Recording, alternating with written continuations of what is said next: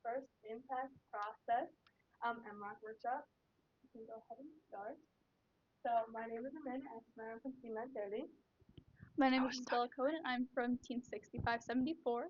I'm Anthony Witt. I'm from 930 as well. My name's Maddie, and I'm from 6574. And my name is Cosette, and I'm also from 6574. All right, and both of our teams were first-time First Impact winners in the 2024 season. So go ahead. All right, so the first step of the impact process is simply doing the impact. So it's super important that when you do the impact to be involved with your community. That's kind of what the whole impact process is about. This could mean something as simple as like volunteering at first events like FLL, FTC, FRC.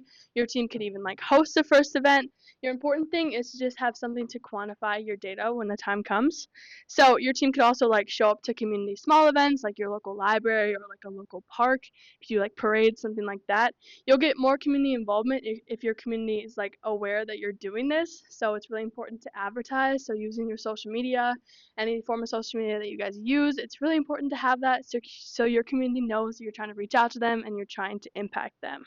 So for bigger events such as like the one that we're here, it's really important to have sponsors. It helps not have like a financial toll on your team to kind of reach out to big companies in your area and get like internships and stuff for students as well. But the most important thing is like literally just to go for it. Any idea that anyone on your team might have for any community involvement, just go for it. Any small idea can get the ball rolling into something bigger. So we want to like start with something like attending community events and then bringing that up to like having hosting an FLL team and bringing that into a bigger grand scheme of things. And that's where the bigger outreach is going to come into play. Next. So a little bit of example outreach that some of our teams do for 930. We host a Boy Scouts of America and a Girl Scouts program over the summer. We do badge events where we help the girls earn robotics badges and get them basically an introduction to the first world. We also do some things with the FLL and FTC programs. So like we host FLL events and we have FLL teams. You can do like fundraising for charities or other teams in your area, or like selling parts to other teams, or like podcasts or YouTube channels, donation drives. Literally anything that your team could start, it can be in outreach. So I just want to get you guys involved a little bit. Do you guys have any unique outreach events that your team does, or anything that could fall under this category? Yeah. Twist, perfect. Do you want to explain what that is a little bit?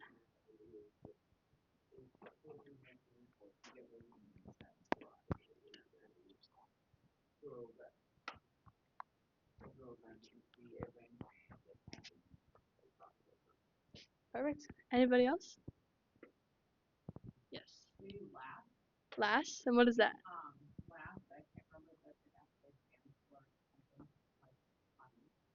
Love it. Well, thank you guys. Appreciate you.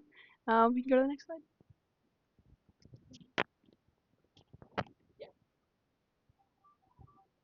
Okay, so how to document? Well, first I'll do why to document. So you want to document because not only for impact, but also because it'll help you improve your level of outreach for the next year. Like how they said they had 2,000 people this year, but maybe next year they could have 2,500. Just making sure you keep improving your outreach and doing more and more and as much as you can. So how you could document is you could count participants. So we have like a little button where we just press it as people come through the door. We have someone sitting at the door for our own events. And then if it's another event, like we went to the Walworth County Fair last year, and we had someone else tracked the amount of people who came into the room that we were in, and then we sent them an email, and they told us the number of people. And so just asking for that number, sending out emails. And then also for documentation, there's a lot of following up. So sending out emails to the people you do the outreach with, making sure that if they talked about maybe being interested in starting a team, you don't rely on them to contact you. You also contact them and you send them emails and you say, hey, like if you are really interested in starting a team, we could help you, and all that type of stuff. Make sure you're taking pictures.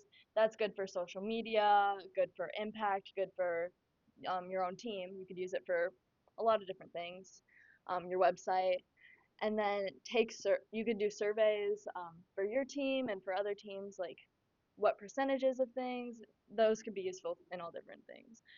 And then make sure you're keeping track in a spreadsheet form. So you don't have to use a spreadsheet, but it's a lot easier for most people. So for judge documentation in impact, you want to document everything. So make sure everything you talk about in your impact is documented. That was a big help to both of our teams, just making sure we have everything documented so that the judges could see like, oh, you're actually doing these things and oh, it's actually this big. Like it's very helpful to have that visual that goes along with it.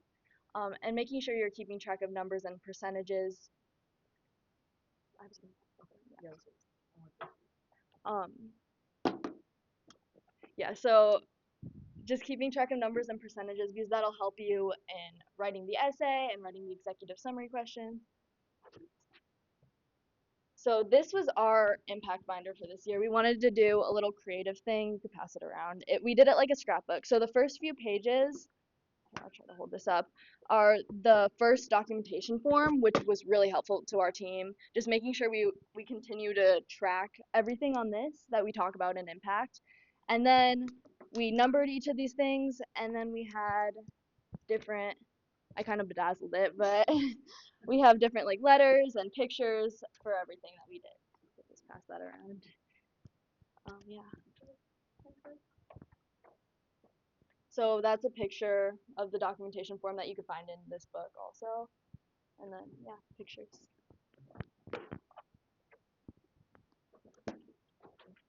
So timeline submissions, everything is due on February 13th, 2025 at 3 p.m. You should start writing early so that you have time to formulate drafts, rough drafts, and then you can get your final thing. You should never turn in your first draft. You should have it checked over. You should have the rough draft complete by build season-ish, so around then. Do what works best for your team. We made fake deadlines to help us keep track of time and stay on track. So this is around when you should have stuff done.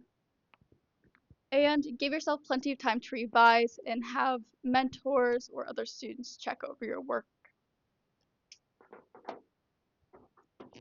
So the executive summaries, the essay, and the presentation are the three main parts of the first impact process. This is what your team should work on and submit online in the first dashboard. So everything that you talk about in these three things should be from the past 3 years. That is the deadline of time, except any necessary history of your team. So like team numbers, how many years your team has been a team, stuff like that. You can include history, but everything else needs to be in those 3 years.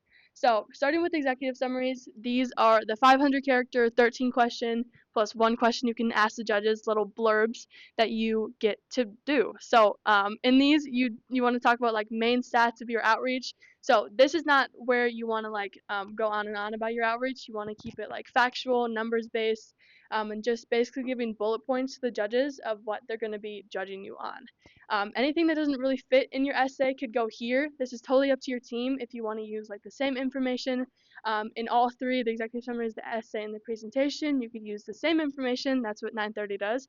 Or you could use completely different information in each one of these. So like some teams like higher up who's won impacted millions of times will use like different outreach in their executive summaries, and then they'll change the topic completely in their essay. And in their presentation, it's focused more on like the why. Oops. Um, and then the essay, this is your time that you can go more in depth of what you included in your summaries, or again, do something completely different. So we'll go into depth more about what these should look like, but that is like the cut and dry, like what these should be.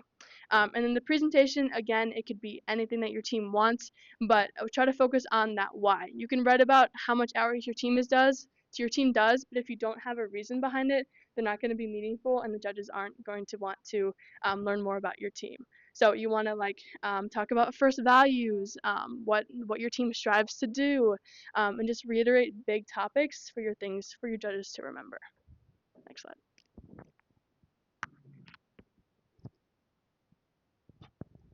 So for executive summary specifically, Like she said, you want it to be really short and sweet, and you want it to be as efficient as possible and as condensed as possible so that they can get all of the information and all the stats that they need in order to properly judge you.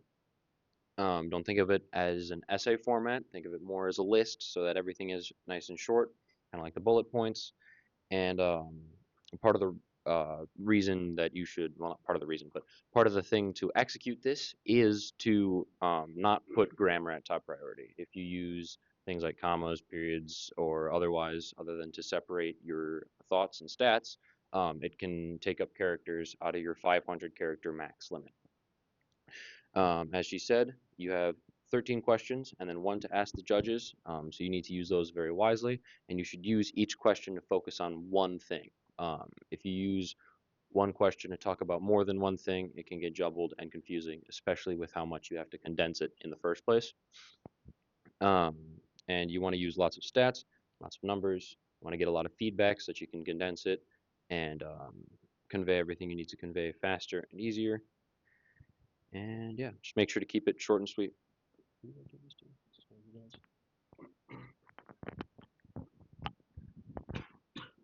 All right, so the essay is a pretty big part of the Impact overall award. So there is no real linear rubric or anything like that for the essay.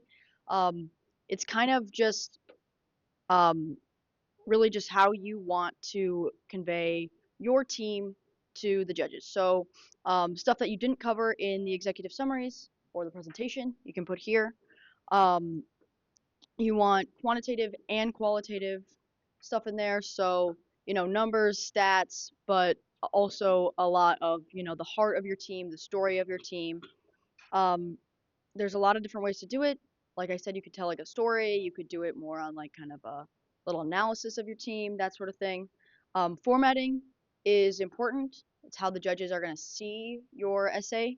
But again, just do it however you think best reflects your impact award process as a whole. So if that's breaking it up into sections, if that's blocks, if that's, whatever it might be, as long as it's cohesive to the rest of your award submissions. There's a couple of things that you can do to really solidify your essay. Write a ton of drafts. Make sure that you get feedback from a variety of different types of people. You get feedback from your teammates, your mentors, your parents, your friends. You want to make sure that you get feedback from people who don't even know what FIRST is or robotics, just so that you can really see if what you're trying to convey makes sense to people who might not have any idea about anything related to FIRST, something that can be understood by anyone. Use FIRST buzzwords in this essay, so, cooperation, gracious professionalism, that sort of thing. Just catch the judge's attention, and they're great words to use to really explain what your team did and the impact that your team had. And then if you really need help getting kind of inspiration for your essay, there's a ton of resources on the FIRST website. You can read past winning essays. Lots of teams put their essays out on their own websites. So there's a FIRST database of them, and then you can also find a ton of other ones in like PDF. Just look it up. Perfect.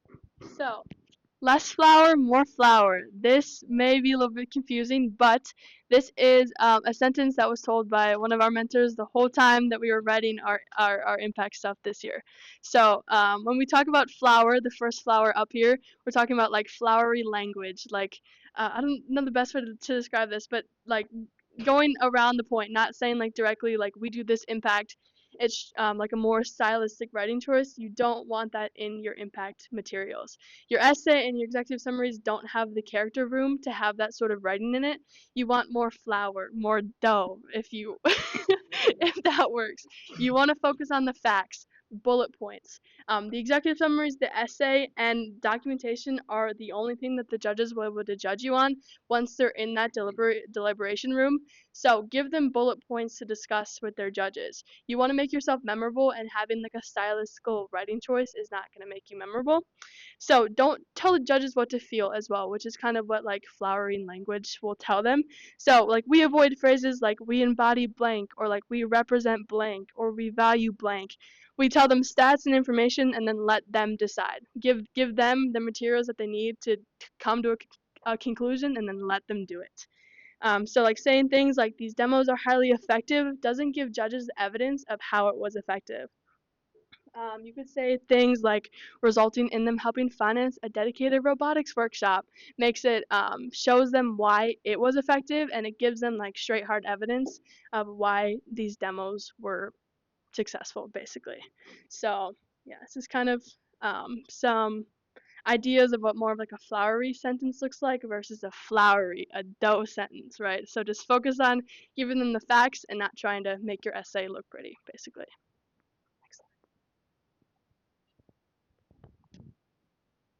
So for the presentation, you have basically two options on how you want to do it. You could either do it as a skit, or you could do it as like a more informal presentation. We usually choose to do a skit, whereas they usually choose to do more informal. So either way, it doesn't really impact if you win. It's just how you present your team and the stuff that you've done. So yeah, it just depends on like what you think you want to do. But if you choose to do a skit, make sure that it's not too confusing, because you could sometimes get too wrapped up in your skit that it doesn't get to the point of why your team should win rather than just a skit. And then make sure that the people that are going are very passionate about what they're talking about and they know what they're talking about. Make sure that they are the people who care and they're the people who like, if they wrote it, they're probably going to know most of what they talked about. So the people who write are usually really good options to do the presentation.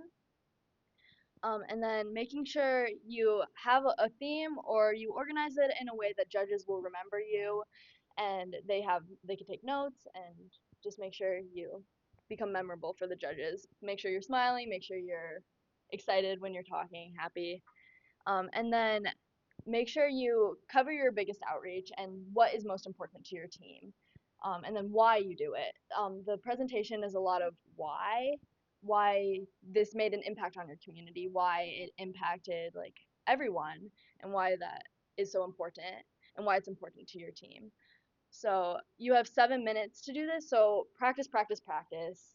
You want to have it as long as possible, because, or at least we do, sometimes you get more time for questions if you don't do it as long, but for us it was really important to say everything that we wanted to say to the judges and tell them the most that we could, and then you have 5 minutes for questions afterwards, so they could just clarify with you. The questions are mostly for clarifying like what they need. They only had 2 questions, but you could have like way more than that. It just depends on how like the judges are feeling. So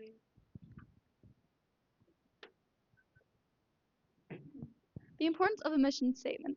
A mission statement shows people why you do outreach. It's not necessary, but it shows the passion behind why your team works so hard.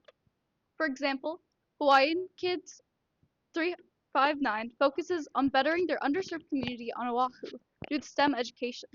This year, their theme was focused on taking care of their ohana, which is family, on their island, and by comparing their community to one big family, this shows the heart and love they put into their outreach. Citrus Circuits 1678 started their essay with the phrase educate, empower, excel. Easy to remember and sums up their goals. The Coconuts 2486, who won first impact at Champs, emphasized overcoming challenges in their essay, presentation, and video with the theme We Can Do Hard Things. What is your why? You should talk to the people next to you, or you can raise hands. Talk. So what's your why? Why do you want to do outreach? Why does your team do it? Typically, we have 5 minutes of this.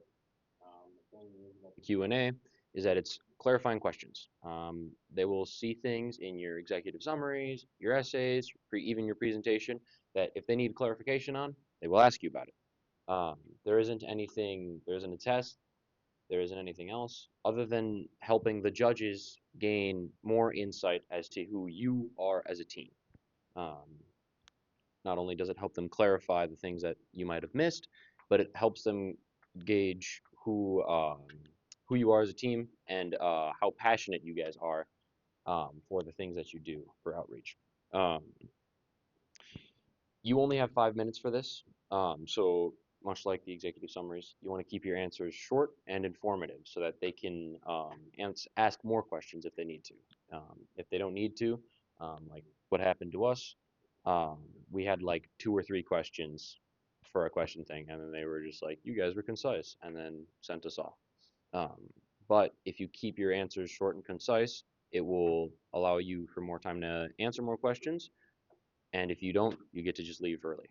So, yeah. Oh, another part about that. Sorry, my bad. Our team likes to document questions that were asked by us, by the judges, and help write small, like little scripts for answers that we generally like to have. So, for example, a judge asked us about our involvement in FTC. We have our documented answer as we focus more on FLL as we've seen it as a stronger bridge for FRC. We have 5-year goals of starting an FTC team, and we've assisted 2 FTC events this year. So that might be a smart thing for you guys to do so you can keep yourself prepared for the questions.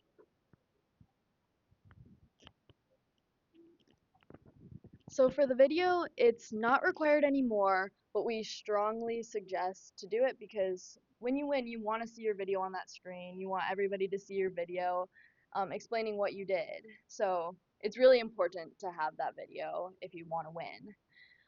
And so you can submit, so you don't have to submit it until after everything else. So you just submit a link to the Google Drive, but then you could add in the video later, right before you would present Impact. So that's what we did. We got our everything finished, and then we got our video finished after everything else, and it made our lives a lot less stressful. We had extra time to edit our video and make it exactly how we wanted it. So that was really good for our team. And then the video is for everybody to see who's at that competition. So you want to recap basically the big things that your team does and why your team won and why your team deserved to win. And then we like to include different faces in our video, different parts of the team. So we have people from mechanical, people who don't always work in outreach. So we like to have just a whole bunch of different voices, a whole bunch of different faces, so that everybody on the team is represented by our video. And then we like to have a lot of fun with our video. We did some fun editing this year and just have fun while making it. We wrote a script for ours but we've done questions in the past. So it just depends on how you want to do it. Like you could ask people questions like what was your favorite outreach and then record their answers that would be unscripted. But this year we did more of a scripted version where we wrote out a script and then we picked the people who we think that part of the script represented the best and then they got to talk about it. So it was pretty nice. Yeah, I mean, every team that we've seen, their videos different. There's like voiceover stuff, and then like videos of like um, you know, their hometown, and then they're, working in the shop, and there's like a voiceover, or there's all kinds of different ways to do it. It's just really about again being like cohesive to your team and what you want to kind of convey with the video. Okay, so this is the impact presentation of the Coconuts who won at Champs this year. So we thought it would be valuable for you guys to watch the presentation that they filmed after they won. So.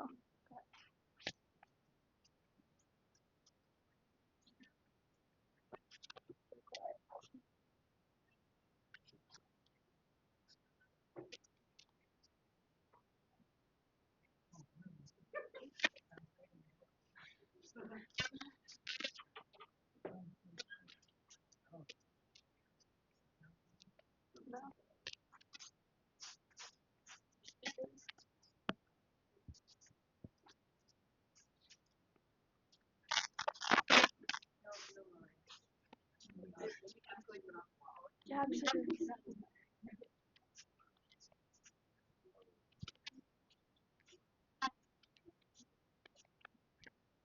skip it. Can't turn the volume on the PC.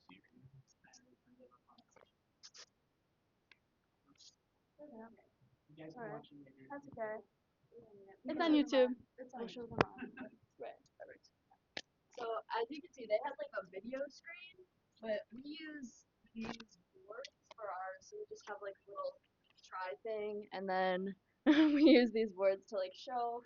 So like it's just pictures, so that the judges have a visual of the things that we've done. So as we're talking, we just like these are pictures from relationships with other teams and how we've grown that. And then we just have all different types of things, and we put words on them this year, so we remembered to keep them in place. We also numbered them back, so they didn't get all mixed up. But Nikolai Fear did like a big computer thing. Theirs is all fancy, but you could do like something really fancy, or you could do just boards. Either way, as long as you get the message and visual out there. Right. Essentially, for the presentation, it's completely up to your team. You don't need a big fancy tripod situation. It could be boards that you posted at FedEx a couple of days before. Yeah, for sure. All right, so now we kind of want to move into sort of a Q&A session. So if you guys have any questions for us, you can ask them. If not, we'll have you guys get into little small groups and we can ask you a couple questions. But first, if you have any questions for us, go for it. What's your number one way to raise money? I guess that's me. So a lot of the things that one of the things that our team does is a sponsor day, meaning locally, um, and whatever the team students can come up with, each team member has to email, send a like a like a scripted email um, to at least 5 sponsors, whether that's locally, whether that's internationally. You know, if it's a family company or whatever it is, we have to have, or we require students to email at least 5 companies. And there are a lot of different forms of this. I know Roundtable does a thing where like they have kids cold call or write at least 2 companies in like a certain mile radius or something like that. But what seems to be the most successful in FRC is to just be annoying, to have lack of a better term. There was one, I was in a presentation earlier with Jerry from Roundtable, and he said that one of his students cold called a company every day for like 3 weeks, and they finally allowed them for a demo. Um, so if you are persistent and if you're persistent and you're still professional about it, then it will definitely help. Oh, something. So we have school funding, which is great. That can, you know, expand. So, just really talking to your school board, being involved with that. Um, Community sponsors. I mean, there are so many ways to find them. You could have a mentor work for one of the companies. You could have a parent work for one of the companies. You can cold call, go out and like, you know, just assess how many you want to tackle or whatever it might be. You meet them by doing tons of local events, that sort of thing. Um, Really, it's just about having a conversation and, you know, meeting people and building relationships that way. Another great way is grants.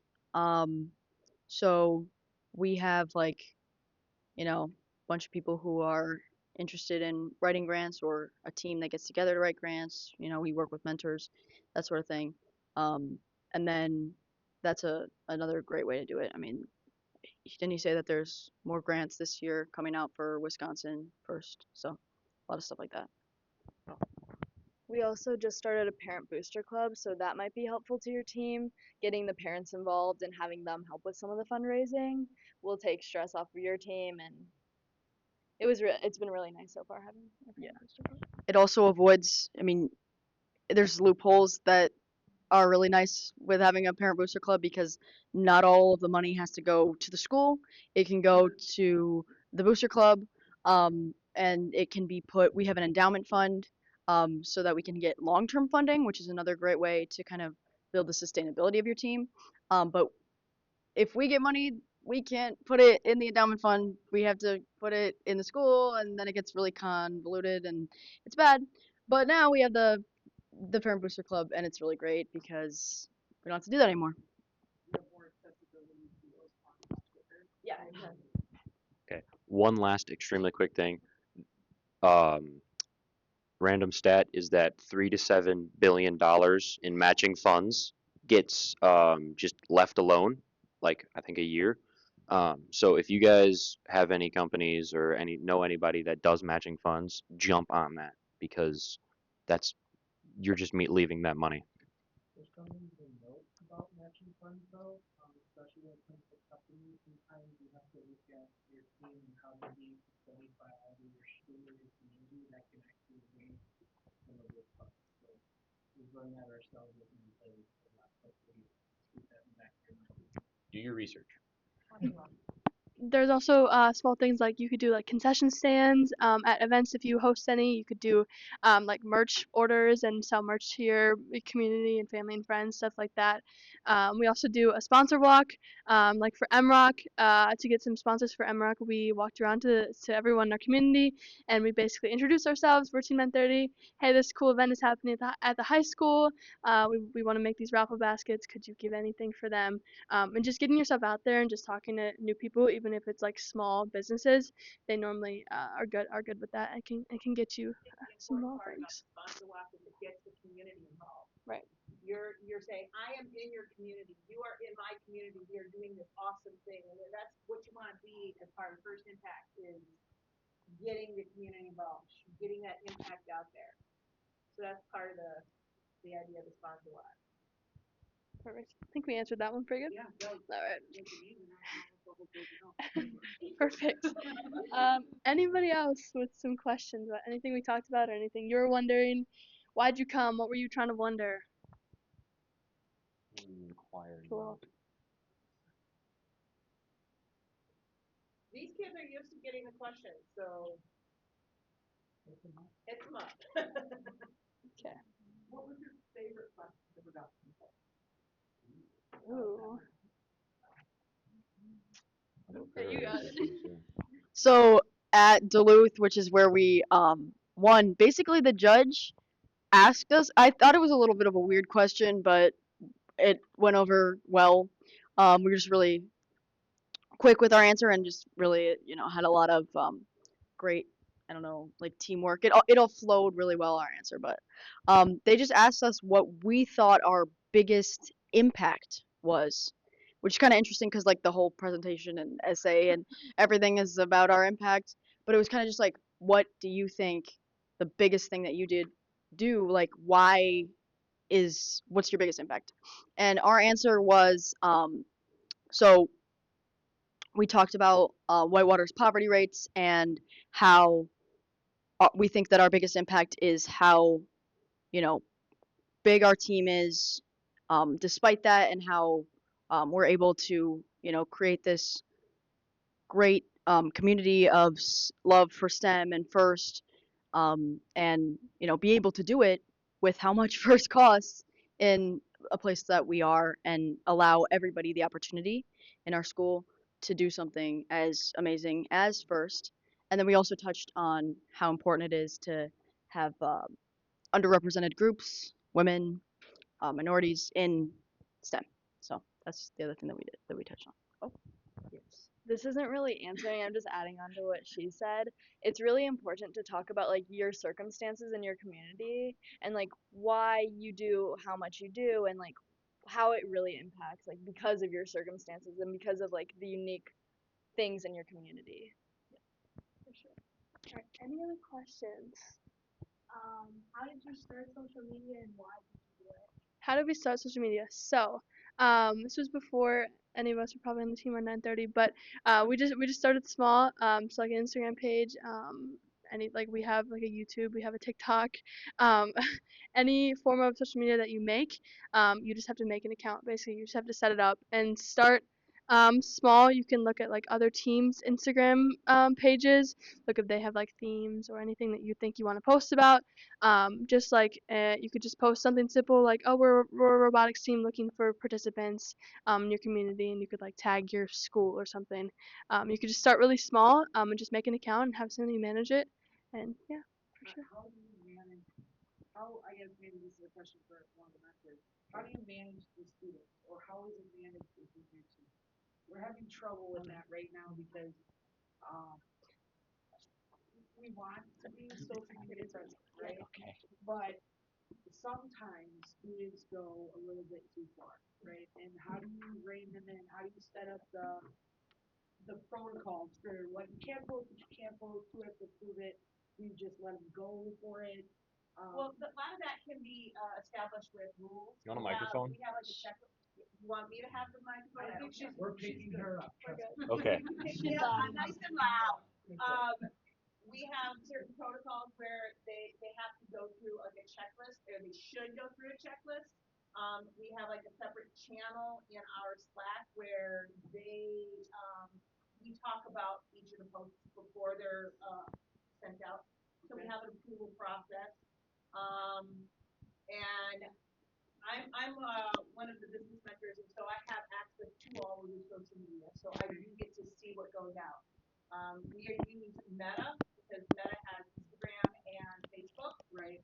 And Meta has the ability to schedule your posts, so you can have a approval process. There's a little button in there, up for approval, that kind of stuff. So I have the kids schedule out their messages so That you other mentors can peruse them before they go out. Just make sure there are those checks and balances, because there's some of our newer kids, they don't have all of these spelling skills, and we're like going back and up, you misspelled a pretty important word, that kind of stuff. So make sure you do have those checks and balances in place. And please reach out to me if you have any other questions about that. I'm Laura from I'm Matt, and I'm one of the program mentors, and we also do stuff on Discord with our Bearbites Discord. And basically, we have a couple of mentors that just literally have it up all the time, monitoring it. Anytime someone does something stupid, we step in. Yeah, I'm on Discord too. Yeah, all the time. Most of the time, most of these social medias, if you're part of the admin of these accounts, you can easily remove messages and manage this type of thing. So it's just a lot of monitoring more than anything. And don't do Twitter. Okay. We have a Twitter account, I think, but it's I don't think we do anything with Twitter or X. Sorry. So just having those expectations to not post anything bad. Ridiculous. Right. And yeah, just being in the accounts for sure is helpful. Any other questions? Do you want to continue the social media question? Do you have any other thoughts? No, we're good. Yes. How does 9:30 left it? There you go. Okay, I'm gonna drop this. We're gonna put this up here. Okay, so our impact team, in the past we haven't had like a huge want to present. Honestly, this year now that we've been successful, I think we'll have more what's the word? Like interest to want to be on the presentation team. I know in the past we've talked about doing like tryouts for the impact presentation team, but so far it's been in the past. We've talked. People who write the essay get the first like dibs on basically if they want to present in the room, and people who like attend the outreach events and know how to talk to judges and stuff. We do lots of training beforehand, so we try to get everybody who wants to be involved in the presentation process involved. We just haven't had a huge amount of people. Like we haven't had like 10 people want to present to the judges. We've had like 3 or 4, and then we switch in and out because some people can't make it to all of the competitions. So then we've been good with trying to get everybody in there, but it just depends for sure. And then when we presented at Champs, we presented with the group that presented where we had won at Wisco. So that was kind of our standard for that. So yeah. Anybody else? What's your biggest challenge in First Impact as a First Impact team? Yeah, got it. This question is the biggest challenge. I'm just kidding. Yeah. I mean, I have it. Yeah, okay. For sure. I think just the time management part, for sure, because it's a lot. The essay, the presentation, everything is a lot. It takes time, and we never start early enough. So start early, right? Or like MROC is over, we're gonna start writing the essay. But like starting early enough and just like getting enough time to get everything before that February 13th is a lot with the video and stuff and all the documentation. It just takes forever. So just making sure that we have a good schedule and good like fake deadlines that we make is what we've done to kind of fix that. Along with the time management part with all of the like submissions and everything, there's also the time management with the outreach events specifically. For example, like a couple weeks ago, maybe like a month ago, we had our BSA and GSA event, and then we have this, and like sometimes it gets hard to fit all of the outreach events that we want to do into an off season slash preseason. Um, so the time management part also gets challenging with that side of things. Robotics all year round. Oh, yeah, oh, yeah. And then 9:30 meets all year round, so Yeah. that's how we do that. Yeah, I feel like that's kind of similar. Like a lot of the time management stuff, just making sure we try to follow our deadlines and we set our deadlines a lot earlier than we actually need it done, so that like even though we're probably gonna be late to our deadlines, we like are not as late as we would be without the deadline. So just making sure we like keep track of time and not we don't because sometimes we're doing a lot of other stuff and we get distracted. So instead of writing the essay, we might have something else to do that day and then something else to do the next day, but making sure we also are keeping track of writing the essay and writing all the other stuff. Yeah, so like managing different, I mean, impacts mixed with like just being, you know, I mean, I was co-captain this year. She was um outreach team lead. Like it's just like making sure that you're able to balance all the different parts of the team as well as impact, that sort of thing. We have 10 minutes left. If anyone has any other questions? Yes, perfect.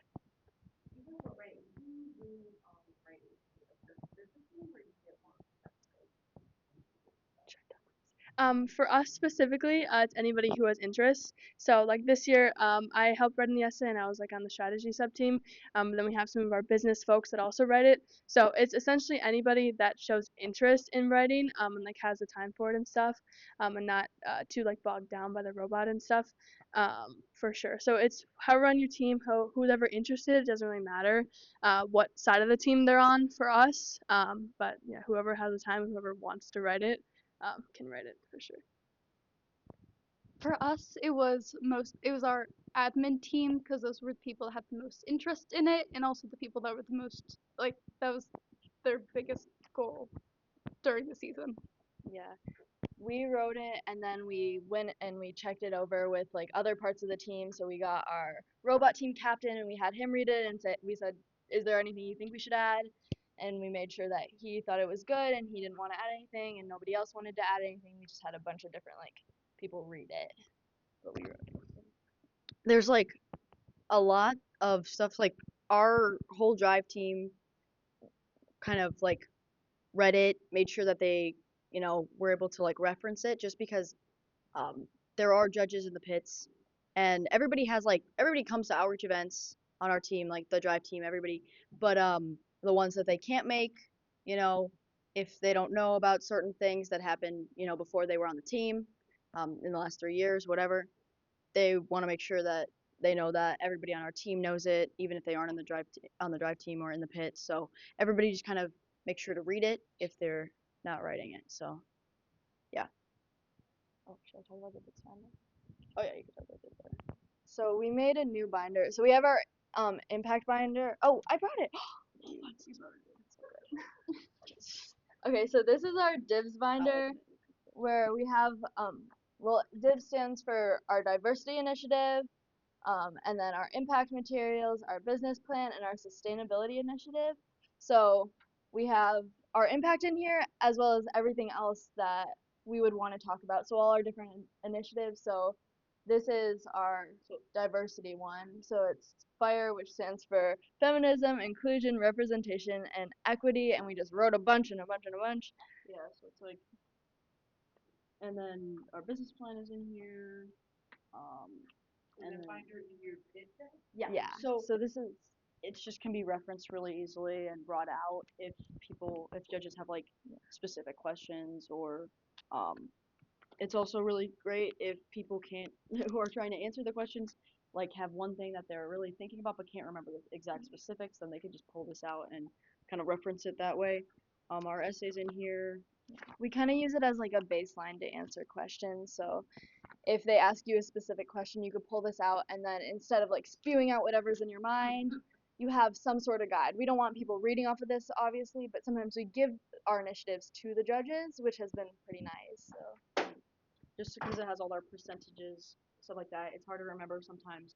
If you are like in the pit, you've obviously got other responsibilities, so it's hard to remember, exact statistics or a certain event that happened, last year and whatever month. You're not like you just don't know the exact specifics of it. You can just pull this out. It's really helpful. and it's also sparkly, so that's nice. As for everything.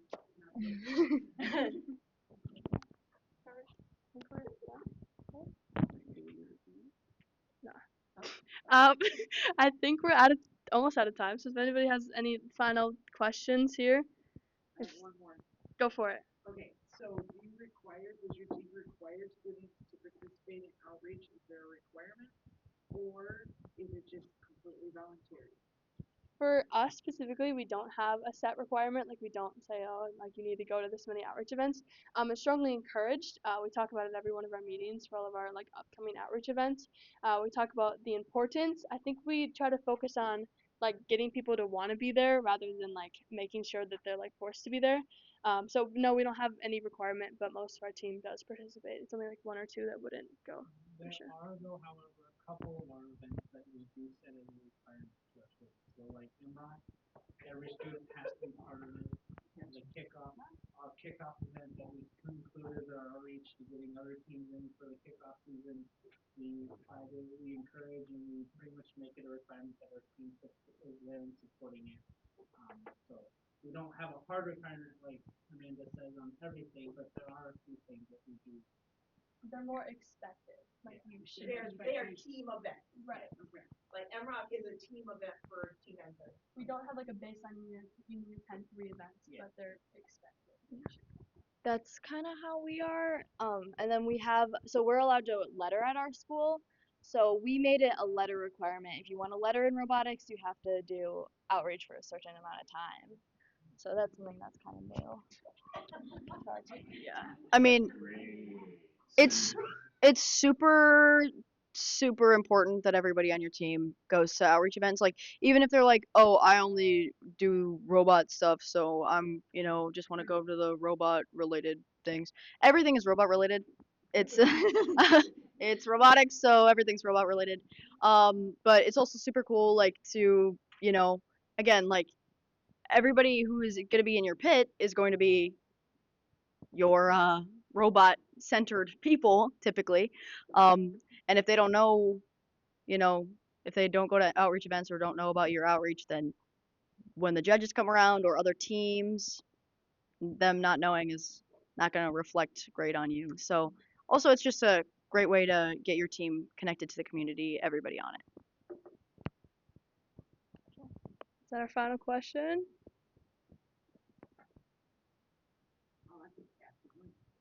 There's our question answered. You have one? Okay. Last question. Perfect. Go for it. What is your favorite protocol?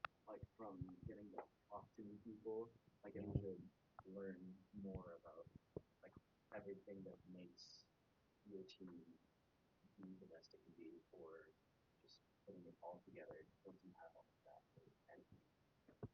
More than the robots aspect and the competing aspect, I do like the social aspect of the social aspect and the like creation aspect, for lack of a better term. Like I'm having a lot of fun helping run MROC, but I also have a lot of fun helping out at actual competitions and presenting and just going around and helping out however I can. Feels like you're contributing to something important. You're making an impact, as the kids would say. So, you guys want to? I think the thing I like the best is spreading it to as many people as possible and like learning everything I can about the team and then sharing that information with more people and sharing that information with people who might not be on the team who might want to join and it might like interest them. Especially I really like with the younger kids because I like getting them started young and I think it's fun. So I'd have to say, I mean, last year on the team, going away now. But like when I started, I didn't even know that we had a robotics team at the school. And then I joined, and there were three brand, three of us, and it was brand new to every one of us. Like we had no idea what we were doing with Impact. And then like just kind of seeing it grow, and then I mean, even if I hadn't like we hadn't, been able to like win this year, I think I still would have had the same kind of, I mean, just like wow factor of it all. But yeah, it was amazing. So just kind of like seeing kind of, I mean, even just like talking about it, I'm like, hey, wow, it's kind of cool that we did all this stuff. So yeah, and like seeing, like FLL kids get super duper pumped about it, or like we're starting an FTC at our middle school. Like they used to be at FLL, now it's turning into FTC, and just like seeing the excitement. Like, I mean, I've never been a robot person. Like, I've never done stuff with a robot really. But like being like seeing the kids be like, I get to code and I'm like, all right, have fun. Like, but it's like a cool thing to see. So. Yep. Perfect. Oh yeah. Sorry. Keep going. I'd say my favorite part is also about just seeing younger kids super excited about STEM. I don't think when I was in elementary school anyone was nearly as excited as kids are these days, which it's so cute, especially seeing girls who are interested in STEM young because it was not like that. For sure. All right. So we are at our time. So thanks everyone for coming. We do have a QR code up here. That's the First Impact Resource Library on the website if you guys are interested to kind of look at that, see what it has to offer. But yeah, thanks for coming. Appreciate you. Thank you. You're welcome. You can also reach out to us on any of our social medias. Right. Ours is just our name, Fair Diamond. And Oh, Team we know 30. how to get a hold of you guys. Yep. Yeah, I figured And, you would. and if you have any more last questions, feel free to come up here. We won't leave for a little bit. So thanks.